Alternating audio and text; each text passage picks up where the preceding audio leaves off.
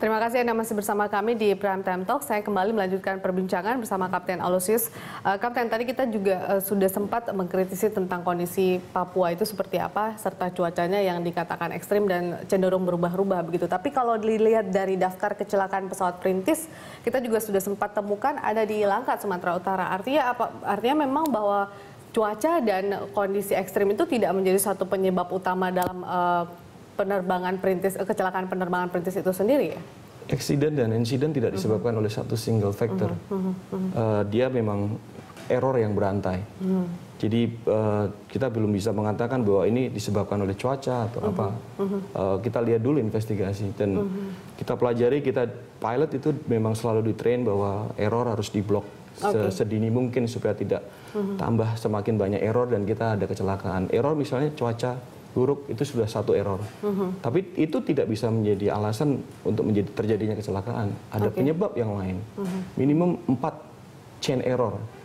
Baru terjadi insiden dan eksiden. Itu yang dari teori yang kami terima, selalu ditrainingkan setiap setahun sekali. Dari penjelasan Anda kemudian cenderung melihat bahwa kecelakaan yang terjadi atau yang dialami oleh pesawat dengan penerbangan perintis akan sama saja dengan pesawat dengan penerbangan komersil. Artinya penyebabnya ataupun kondisi pesawatnya ataupun juga sistem operasional prosedurnya akan sama saja begitu. Tapi kemudian ada beberapa pihak, termasuk juga tadi kita lihat Komisi 5 yang mengkritisi tentang kelaikan infrastruktur di sejumlah bandara-bandara khususnya untuk pesawat penerbangan perintis. Anda sepakat juga bahwa memang kondisi infrastrukturnya masih sangat minim dibanding penerbangan operasional? Saya sangat sepakat sekali apabila di bandara-bandara perintis tersebut di-equip dengan yang saya sebutkan tadi, yang masuk akal adalah GPS approach misalnya.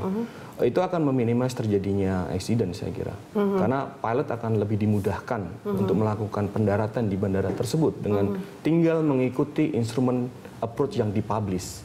Seperti itu. Infrastruktur tadi merupakan satu hal dan akan banyak hal lagi yang lain yang bisa kita tingkatkan gitu loh. Mungkin di trainingnya, di auditnya, dan banyak hal lah seperti itu. Jadi memang sekali lagi kita harus satu tim ya, kompleks ya. Eksiden itu kompleks sekali.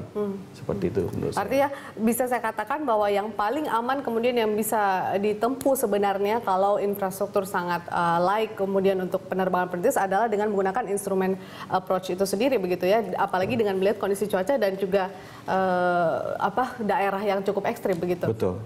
Yang ideal infrastrukturnya itu apakah dengan hanya ada instrumen approach ataukah ada hal-hal lain atau bagian-bagian lain dari infrastruktur yang memang mesti ditambahkan dalam bandara atau di bandara ataupun juga pesawat dengan penerbangan perintis ini, Kapten? Iya, memang harus ditambahkan.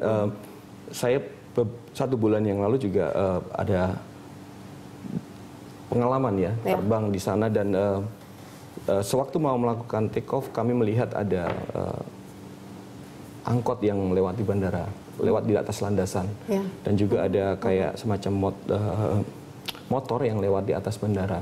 Jadi hal-hal yang tadi saya sebutkan itu memang ini security ya. Jadi memang bagaimana bandara tersebut juga di defense terus dijaga supaya tidak ada publik yang bisa masuk ke situ.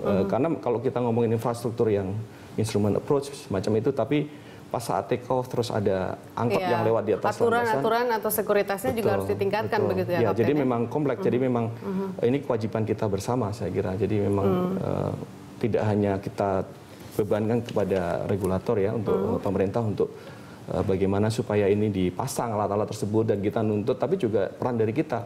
Kita sendiri misalnya melakukan report terhadap safety tadi, misalnya ada angkot yang lewat terus kita laporan ke ATC terus kita memberi suggestion pemerintah dan di situ ada solusi.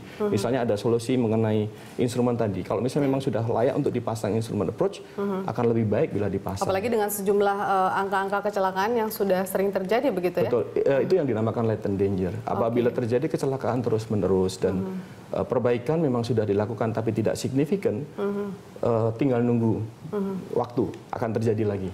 Baik, Kapten, terakhir mungkin ada yang perlu diperhatikan khusus untuk pilot-pilot dengan penerbangan perintis ini. Apakah yang perlu mereka siapkan khususnya dalam penerbangan ataukah sebenarnya sama saja dengan penerbangan komersial begitu? Mereka qualified sebagai pilot. Saya yakin semua pilot itu akan tidak akan mati konyol pastinya. Kan? Iya. Ya. Jadi dia sendiri tidak mau mati, pasti safety adalah nomor satu dan penumpang safety adalah nomor satu juga. Tapi dengan dihadapkan dengan mungkin seperti cuaca yang tidak mendukung, mungkin di beberapa daerah dan juga kondisi geografis serta keterbatasan infrastruktur yang saat ini dimiliki, bagaimana?